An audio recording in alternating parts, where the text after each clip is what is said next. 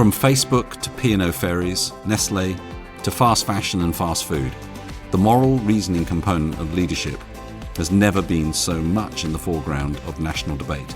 Today, we're joined to think morally with one of the world's leading philosophers, Susan Neiman. Hey folks, welcome back to the Evolving Leader Podcast. I'm Scott Allender. And I'm John Gomes.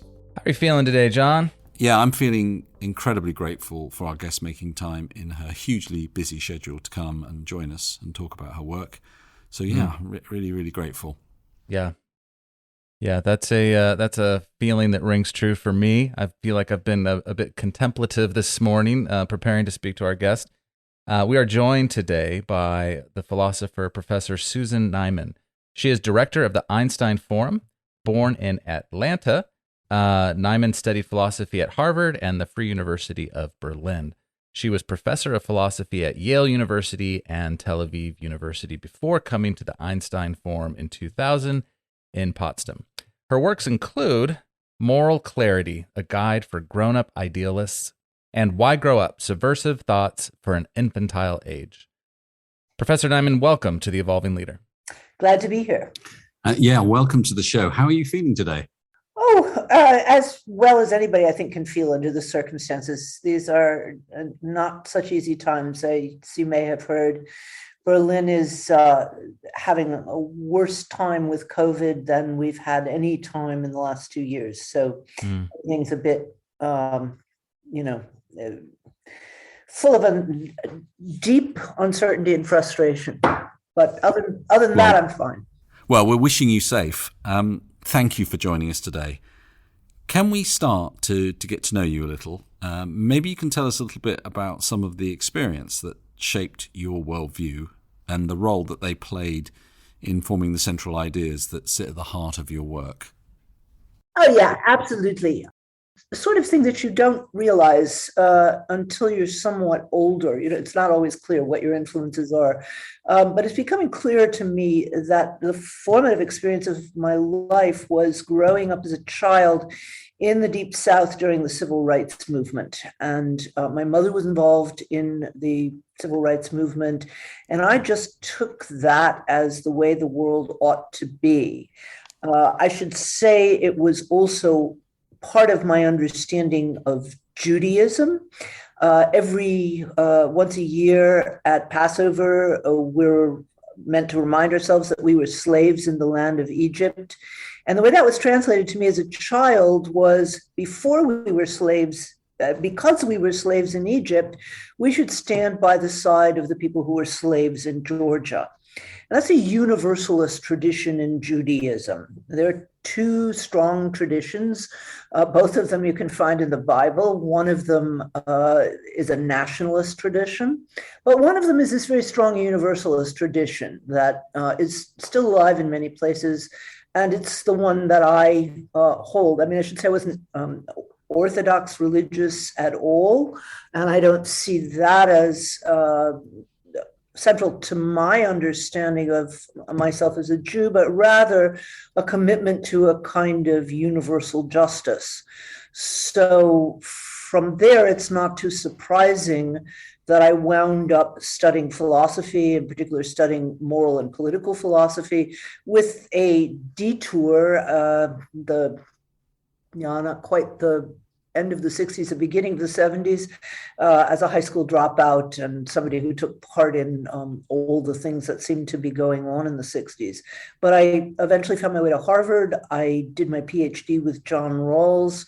And then I took another detour, which was to move to Germany, to Berlin in particular, in 1982, when it was not the hotspot that it is now. And very few foreigners came. And I was very struck by the ways in which Germans, at least good Germans, shall I say, progressive Germans, were consumed by the project of coming to terms with the Nazi past. And that was actually the subject of my last book, Learning from the Germans, which I argued that other nations can also learn from this process. It hasn't been perfect. It's still not perfect, but it's historically important. So that's a very, very short biography of kind of the things that influenced me. I mean, I should say probably the first philosophers whom I read were Jean-Paul Sartre and Simone de Beauvoir. And my picture of what it meant to be a philosopher was formed by them. It seems rather funny when you look at it, since, of course, I was completely incapable of understanding at the age of 16 how unusual they are.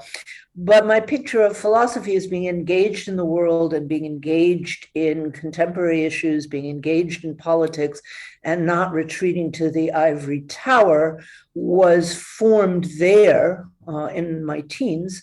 And it's something that I've stuck to. I've been lucky enough for the last 21 years to run an institute in Germany called the Einstein Forum, which is not attached to a university. We do very serious thinking with some of the best minds in the world, but we're in dialogue with the rest of society, and I enjoy that very much. Thank you. So can we turn to Moral Clarity? And that was the first book I read of yours. I think it was the subtitle, A Guide for Grown-Up Idealists, that made me buy it. And it centers on the failure of our culture to meet our moral needs and the problems this creates in society generally. Can you take us through some of the central arguments? Yes, I can. It's interesting. I've been writing on something slightly similar just now. I'm preparing my Gifford lectures for next spring. And one of them is going to be on George Eliot, one of the writers I most love. And the funny thing is, many people, there's a consensus now in the 21st century that the very strong moral language, convictions, attitudes of someone like George Eliot belong to the 19th century, and they're completely out of date. And now we have, evolutionary psychology that tells us how human beings really work. Eliot knew Darwin. I mean, she knew Darwin really well, and Darwin knew Eliot too. I mean, they read each other's works, they met, they visited each other. The question of what a scientific, non-religious worldview would do to morality was very much alive in the mid-19th century, and in a way much more seriously considered than plenty of the people today who claim moral needs. There are no moral needs. It's basically a bunch of hype. So there is a tradition that's much better educated than people think. But at the time, although I'd read Eliot, I wasn't thinking about Eliot and her relationship to Darwin and so on. I was thinking about a number of things. One, of course, and this had to do with the title. I was writing it during the Bush era, in which Bush himself used the word moral clarity to refer to his completely unnecessary and indeed criminal war with Iraq. And I felt it was a travesty of both words. It was neither moral nor clear. And I was angry at the way in which the only people who seemed comfortable using moral language were people who were very conservative, and that progressives were much more likely to be embarrassed or ashamed by words like good and evil. And this seemed to me to be a terrible mistake, because what it means is moral language is the strongest language that we have. And if we leave that language in the hands of the people who are least able to use it in terms of genuine clarity, genuine nuance, genuine analysis, it's like leaving guns in the hands of small children. It's so to simply give up moral language because it's been abused is basically, I think I say this in the book somewhere, it's been a while since I've read it, it's like giving up on love because you've been betrayed. It's just it's understandable, but it's wrong. And one of the things that I start with in that book is something that I then took up a lot in Why Grow Up, which is the book that followed that one, which is the view that being realistic means lowering your expectations, not only of yourself, but of the world. And that maintaining ideals is basically a childish task. And what we really need to do is simply accept the world as it is. Interestingly enough, I think it's a view that got more traction after 1989. I think progressives have still not figured out what to do with the collapse of state socialism. And rather than thinking about it or trying to figure out what that means for the future, an awful lot of people whom I knew, who used to talk about not whether they were a socialist, but what kind of a socialist they were. Well, definitely not a Maoist, and certainly not a Stalinist, but maybe a Trotsky, or, what about this or that? There's just been a lid over that entire discussion in which people have concluded any whisper of the word socialism leads straight to the gulag. And,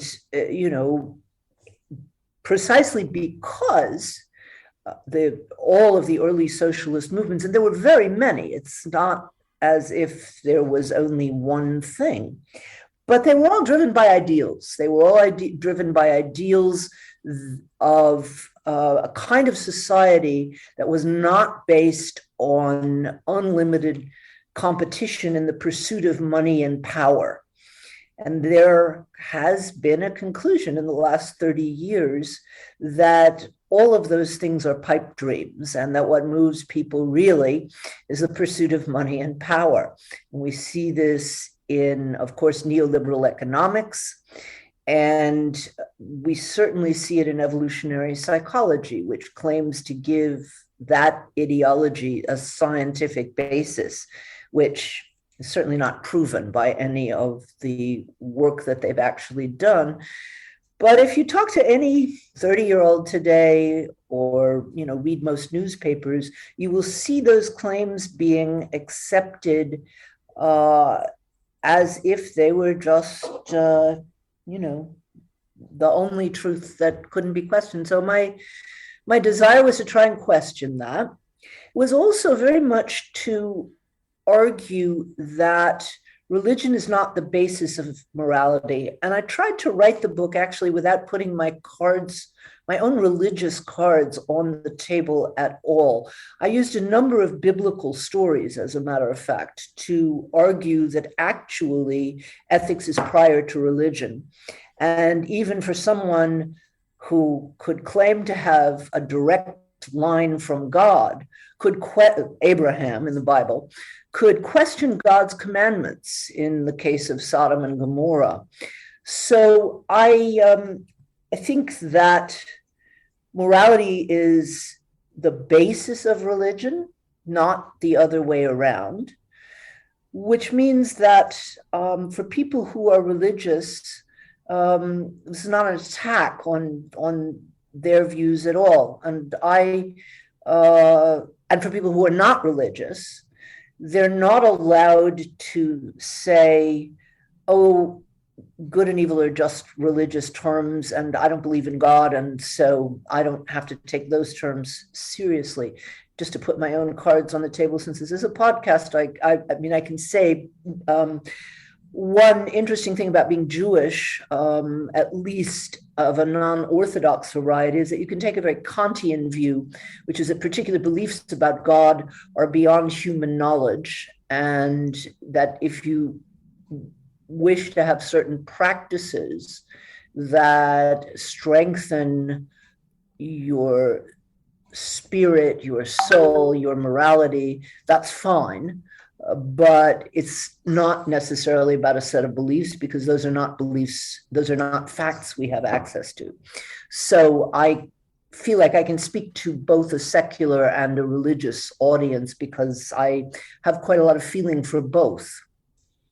So I'm really interested in this, the loss of morality or a moral language in the progressive parts of society.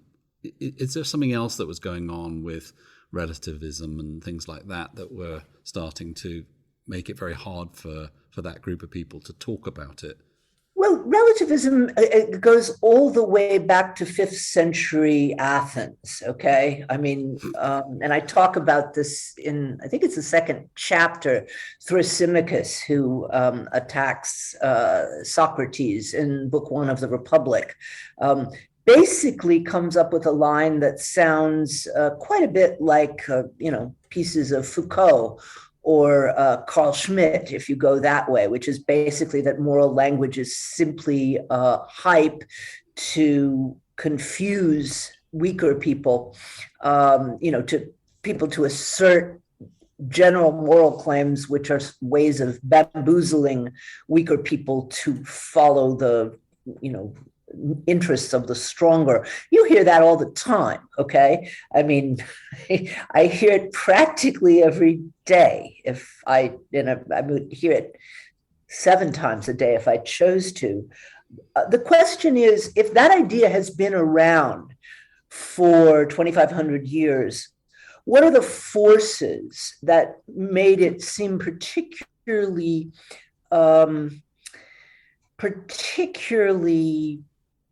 problematic or possible in our age? And, it really does go back to the 19th century with the criticism of traditional religion that you have,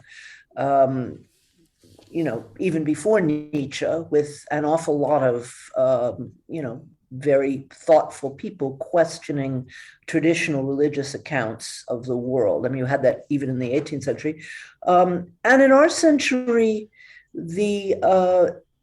that was carried forward by a number of things. I think the First as well as the Second World War led people to be extraordinarily uneasy about any claims about heroism, which after all is a moral concept.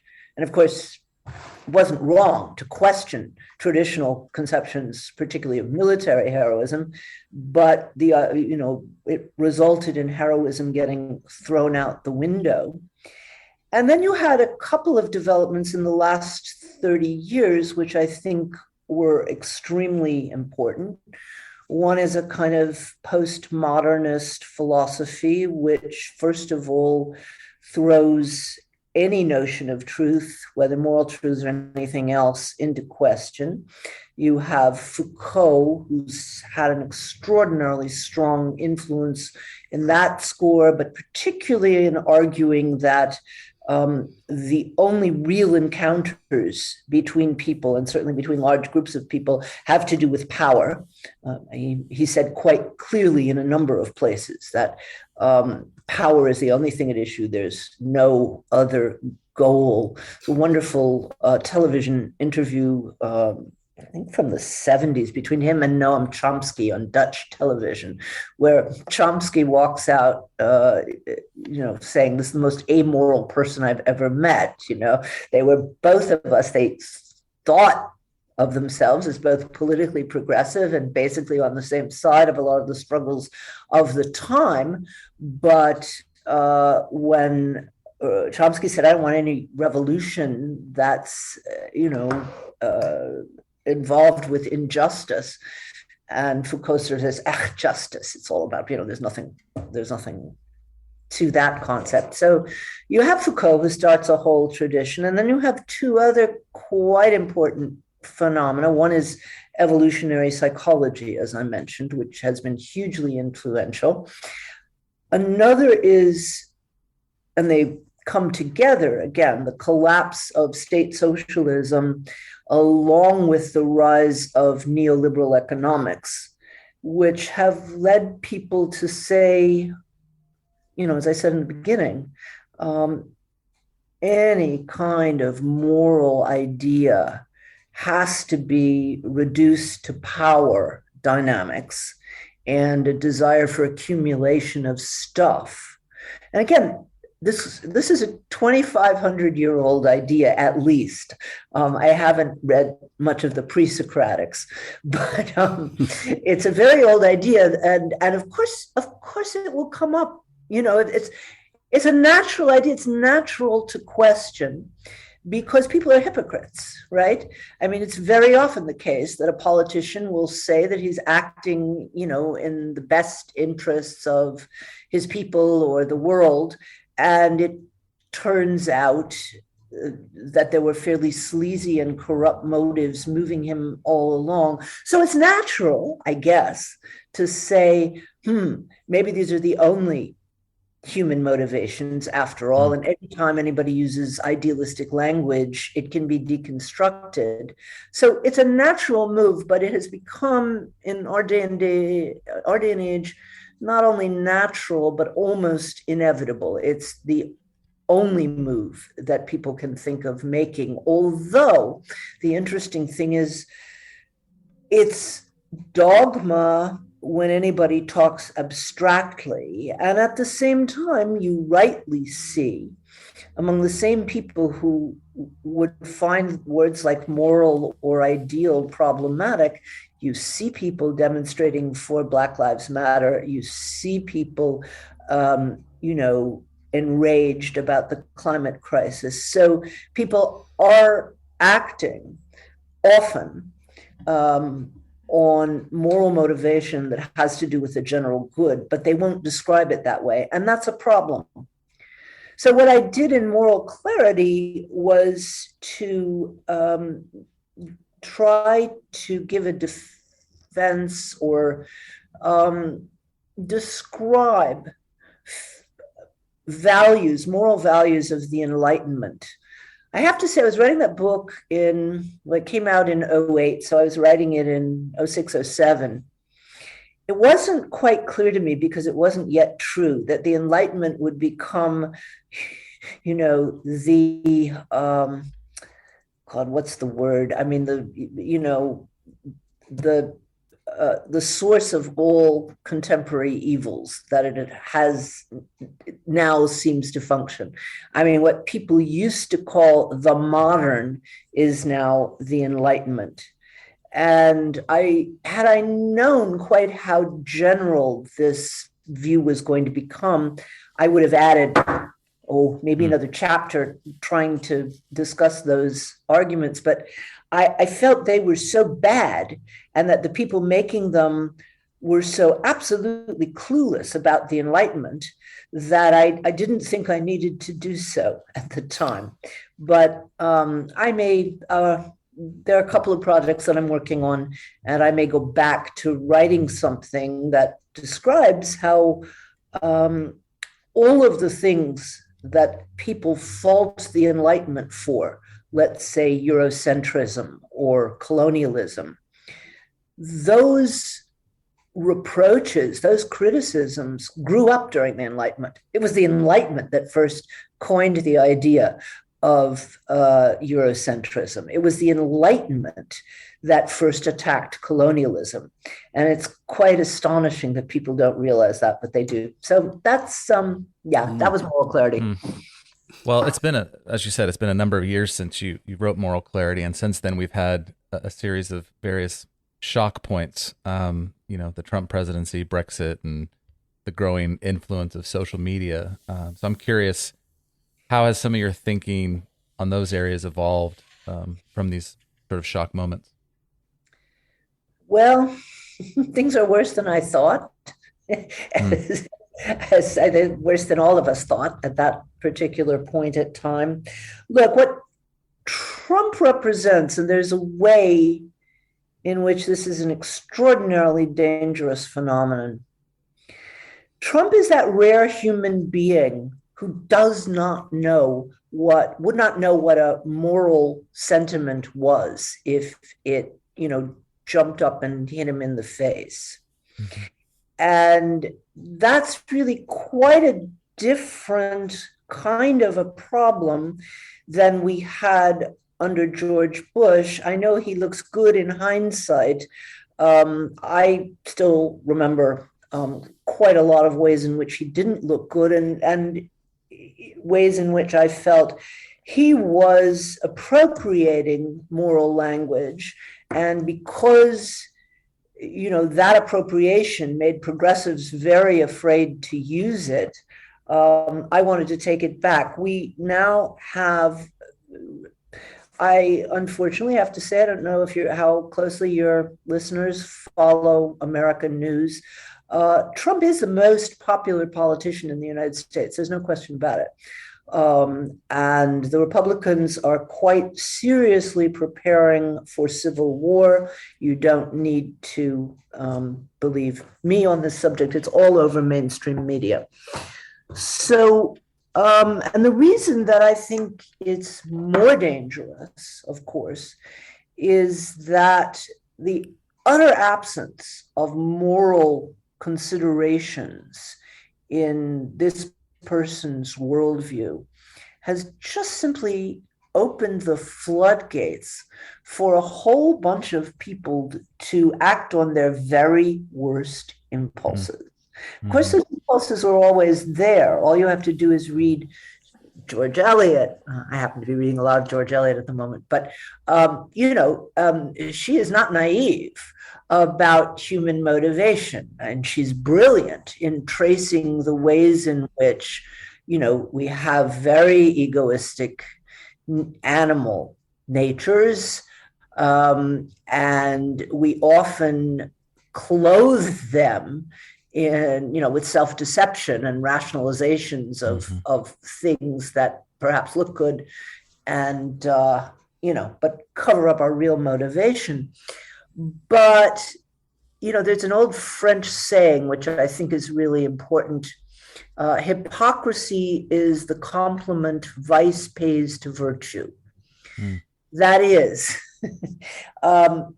if you're hypocritical, it means at least you feel there's some standard of virtue that you have to pay lip service to. If you no longer even feel the need to be hypocritical, as we've seen with people like, and if, we're Trump only alone, but he's not. We have Putin, we have Bolsonaro, we have, Modi is, as an Indian friend of mine assures me, fascist, but he at least has some kind of a nationalist ideology that seems, and he lives like an ascetic, which is important because people look at personal behavior as some kind of a sign of virtue. But if we are now living in a world where leaders of major countries do not even feel the need to pretend to be acting on moral grounds, we're in very, very serious trouble. I honestly do not know how to analyze Boris Johnson. I thought Brexit was actually shameful and devastating, because I do believe that Europe, with all of its problems, is the last place on earth that's at least trying to work within a standard of moral ideals. It, of course, falls very short of the ideals that it claims to uphold, but it doesn't fall anything like as short as any of the other countries that I named.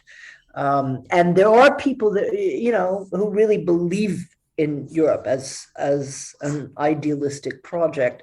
So weakening Europe, from my perspective, and of course from the perspective of friends of mine and even family who live in England, it was devastating. And I suppose Johnson's famous, writing up two statements, one in favor and one against Brexit, is a sign of utter lack of principle. But I can't quite I can't quite figure him out because he, of course, well, I will tell you, you don't need me to help figure out Boris Johnson. I'm sure got plenty of people who try to do that, and I do occasionally read British media. I read The Guardian every morning, but and a few other things occasionally. So that's, social media, of course, has made that process easier. I was listening to, there's a Dutch historian who's written an interesting book, Humankind, A Social History. And he points out to the fact that human beings, unlike other animals, blush. That is, we show uneasiness or shame to other people when we meet them in person. And that, of course, is all missing on social media. On social media, it's not only that you don't see people's facial reactions, you don't know anything about them. So it's very easy to use social media to give way to your very worst instincts. And we all have them. I mean, that's, I know one or two people who I hold to be fairly saintly, but it's only a handful of people. So most of us have bad influences. The question is, what kinds of forces in the culture are feeding those instincts? And I think, on the one hand, it's leaders like Trump, and on the other hand, social media just simply amplifies that. Saying all that, I have not changed my fundamental views. In fact, in a certain sense, it strengthened them. I think it's all the more important for progressives to insist on moral concepts. And that is, has disturbed me in some of the language coming out of the so-called left in the last 2 years. I say so-called because I think that there's been a lot of passion and some important movement forward, but there's also been an abandoning of basic leftist principles or progressive principles. Conservatives are tribal. Conservatives care about, first of all, their immediate family, and then next their nation, where nation is defined usually very tribally and ethnically. Okay, and they don't believe that people have genuine connections or genuine obligations to people outside their tribe. That is the fundamental conservative model. And the fundamental idea of progressives is you widen the circle. You develop connections between people of completely different backgrounds, whether it's class background or ethnic background. That's where you get an idea of human rights and solidarity. And when contemporaries who like to call themselves left insist on tribal identifications, they are abandoning the left, it seems to me. And similarly, when they have a kind of Foucaultian view that power is the basis of all relations between groups and justice is a chimera, they're also abandoning the most important ideas of the Enlightenment. I mean, you think about it, there've been, injustice since the world began, or certainly for a very, very long time. But it was, when people first made laws saying, no, the lord of the manor does not have the right of the first night for the women under his control, and he cannot shoot or hang a peasant for killing a deer. Those were advances, and they were advances precisely of justice, not of power, of justice despite a differential in power relations. So when the left gives up that ideal, even though it's an ideal that's never been entirely realized, because of course power relations have an effect on the practice of justice, the left is abandoning its most basic principles. So I feel like the things I was saying in Moral Clarity, I don't know how much of a chance I have of being heard in this current atmosphere, which is why I'm thinking of writing something short and slightly different and more connected to what's happening right now. But I think they're absolutely important. As far as tribalism goes, by the way, I highly recommend a book that just came out in the States, and I'm sure it's coming out in other places in Europe. John McWhorter's book, Woke Racism. It's terrific. And he skewers some of the excesses of what's now called the woke left. He differs from me in he would call it the far left. And I don't think it's left at all. I mean, I would, but he's not a philosopher. That's fine. He's very, very smart. He's a linguist. I think it's important to look philosophically about why this is really some of what we're seeing now is an abandonment of progressive principles. Did you know you can find us on Twitter at evolving_leader? We're also on Instagram and LinkedIn. If you're on any of these social media platforms, we invite you to follow along and comment on your favorite episodes. Now, let's get back to the conversation. In your book, Why Grow Up, you address the widespread infantilism you feel pervades so much of society. Why do you think that's happened? That's an interesting question, because that is not an age-old phenomenon. And it's not even absolutely universal. So in traditional societies still, childhood is not sentimentalized or treated with nostalgia, and people yearn to grow up.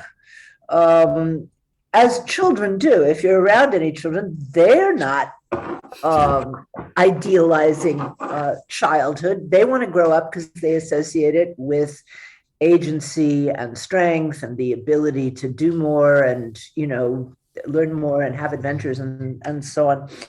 I think it started around the beginning of the last century. And Peter Pan is a sort of exemplification of that, which was published in, I think, 1906. And as far as I've been able to see, there may be others, but that was the first time that you had this utter idealization of childhood and this idea that the best possible thing would be to not grow up. Now, I can certainly understand that when, growing up is portrayed, as, a very, very dull, fixed life, matter of being good at business and not being interested in anything else. But what interests me is how that became such an ideal. And I think Freud is actually a villain here. I think Freud's idea of the reality principle is exactly the kind of view that I'm working to undermine. That is, this view that reality is fixed. Basically, it's awful. To be fair, he read this sort of shortly after the First World War. I get that one might feel that way. I could feel that way now if I let myself feel that way. Reality is awful. And growing up is a matter of losing your wish fantasies and accommodating yourself to the world as it is. Now, the funny thing is that this goes on with a set of absolute empirical falsehoods and telling people from the time they're, like 16 or so, the best years of your lives are your 20s, or say between about 18 and 28. These are the best years of your lives. Enjoy the best years of your lives. They won't last long, is the sort of thing that you may have heard from your parents. I have yet to meet anybody who would like to go back to their 20s. And I wrote this book when my own kids were... Well, actually, I wouldn't mind visiting. I don't want to go back, but I wouldn't mind visiting. What would you do there? I'd go and see a few concerts and a few women and, a few parties and things like that. But that's just hedonism. I don't really mean it. I'm joking. But I mean, you can go to concerts and parties. Not as a 20-year-old. Gosh, I would say some of the, most memorable concerts I've been to was as a 50-year-old. Seriously. Really amazing experiences that were every bit as ecstatic. As a matter of fact, some people find this quite wonderful. I was actually at Woodstock. I mean, I was a baby, basically, but still, I mean, I wasn't a baby, but I was a very, not quite 14. And when I tell this to people, they say, "Oh, what was it like? Aren't you lucky?" And it was really muddy. It was cold. It was, I was kind of lost, and it was big, and I didn't know what was going. Boy, I'll tell you, take a good Springsteen or a Cohen or a Dylan concert, all of whom I've seen with great pleasure in the last, decade and a half. Take that over Woodstock as a teenager any day. So anyway, although I do know people, and that I think is really quite sad. I know people who think, after you're 40, you can't go dancing or something. And that just seems silly and ridiculous to me. But anyway, you at least you wouldn't want to stay in your 20s. Oh, no, that would be horrible. Yeah, no, and one sees, if one's closely observing 20-year-olds, how miserable and uncertain they are. And they're made to feel even more miserable by being told these are the best years of their lives, because then, of course, they think, oh, my God, I'm actually wasting the best years of my life being miserable. And I think the function of that injunction is actually to prepare people not to expect anything from the world and not to expect anything from their lives. I don't say that people got together in some conspiratorial way, but I think that's how it functions, because there's actually been some interesting social science on this score, which shows that people actually, they do get unhappier after 30 for a bit, and then it depends on the country, later on they get happier. So, one asks oneself, why in the world would this myth be perpetuated? And it's to keep us all in our places, to keep us from actually doing what adults ought to be able to do, which is to think and act independently for ourselves, and to change a bit of the world that we live in. It's